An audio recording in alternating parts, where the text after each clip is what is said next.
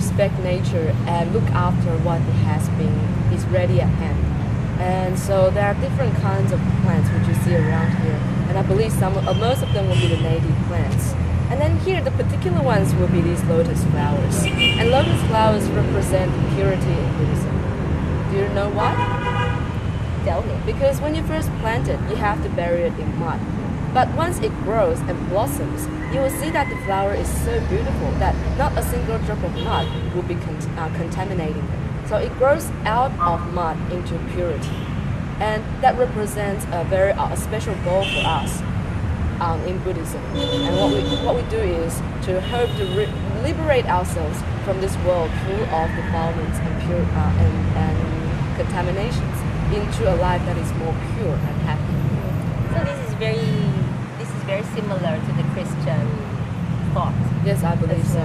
Yes. There are parallelisms, so it's not a conflict actually. I don't see. Oh, not at all. No, not at all. Because from my knowledge, Christianity is always encouraging people to do good, to strive for the better and the beautiful.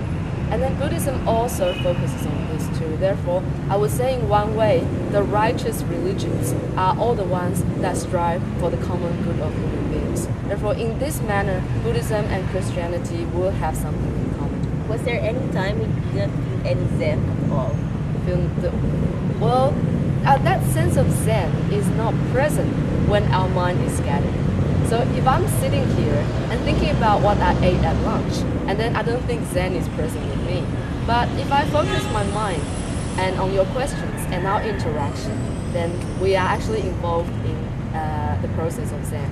We're involved in the Zen of interaction and communicating.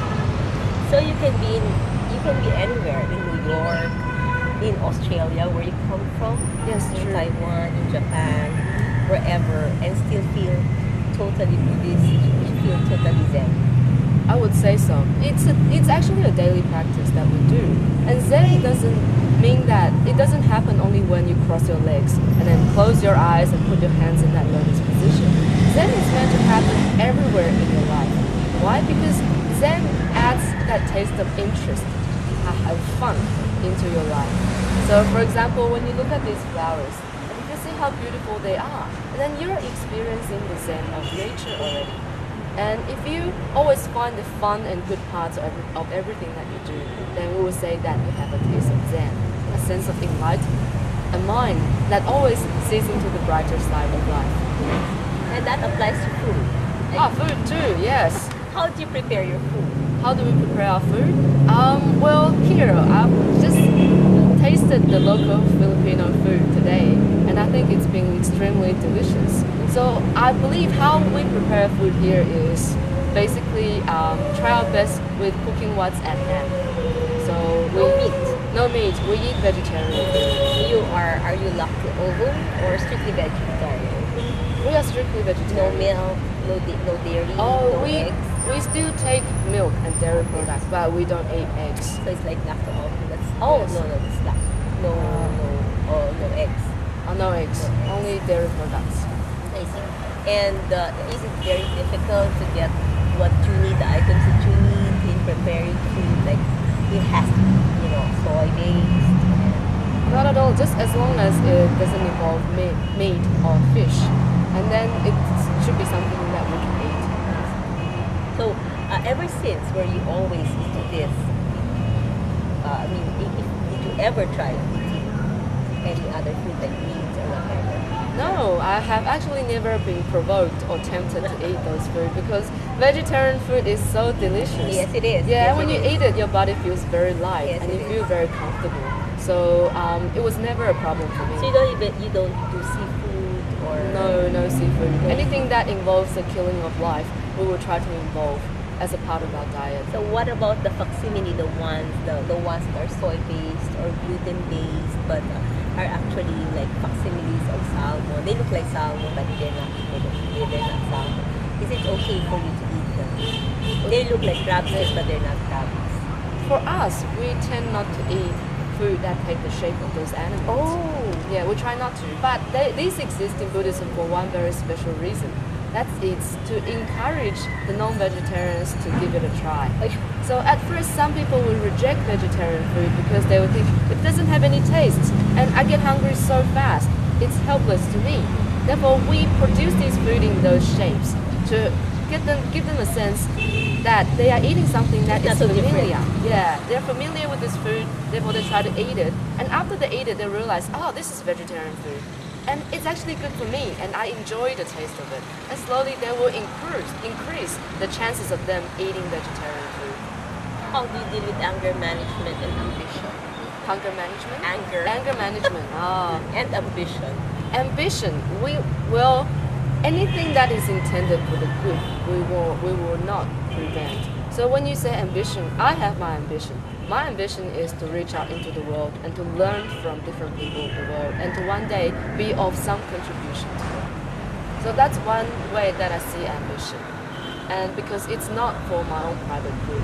Anything that is directed at your private or individual goodness will inevitably lead to less less favorable results. That's what I believe in.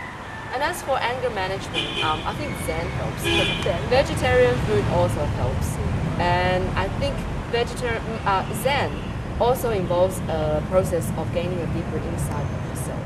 Therefore, when you are aware of what's crossing your mind, when you're aware of what you're thinking, what you want to do, then you will be able to prevent the bad actions from arising before it actually does. It's like when you know something's bad, would you let it happen? You won't. So the same goes to us. We work inwards and to get a better insight or deeper understanding of our thoughts, of our speech, as well as our actions, and slowly gain strength in controlling them in a better way. Okay, in the Old Testament of the Catholic faith, it was an eye for an eye. In the New Testament, it was turned the other cheek. How is it in the Buddhist faith? When someone does you harm, what do you do? An eye for an eye will be similar to the concept of cause and effect. Cause and effect means once you do something, a result will arise. You plant a seed and then it will grow. And naturally, cause and effect is a set of rules that will inevitably make you experience the actions that you have done. So if you have hurt somebody, that person may not necessarily want to fight back in his life. But cause and effect says that one day you will experience the exact same thing, the exact thing that you have done to that other person. So to me, I think an eye for an eye works in this way. So it just works itself out eventually. Yes. You don't have to do it. Yes, it's like a secret computer. It's hidden somewhere, but it's so accurate, and it records everything that you have done. And then it determines when these effects will arise. Okay, for instance, in the Kalo youth of everyone, we did something wrong. Is it ever possible for us to attain atonement in this lifetime? Or seek forgiveness even if, let's say, the person is dead or, unreachable? Is there a way to atone? In Buddhism, we call it repentance. And the act of repentance is, first of all, identify what you have done wrong. Then admit that you have done wrong. And then be willing to apologize and to make up for it. But one more step. After you do that, you also have to be willing to and ready to accept the consequences of your doing. So sometimes your bad karma may not be necessarily eradicated by you apologizing. But at least when you are willing to accept the result of your actions, and then these pains and sufferings will be less. Are you aware, Venerable, that this is so similar to the 12-step programs? Alcoholic Anonymous, Narcotics Anonymous, whatever Anonymous. These are really the tenets that are practiced, that are espoused in these programs. When you rehabilitate yourself, these are exactly, and you worded it almost so exactly. I can't even believe it. Exactly. So that's why we say it's a universal rule. We never say this is exclusive to Buddhism. Yeah. So when you talk about all of these atonements, it's like I would say, how should I put this? I've lost my train of thought. It's okay. I do that all the time, especially now that I'm nearly 50.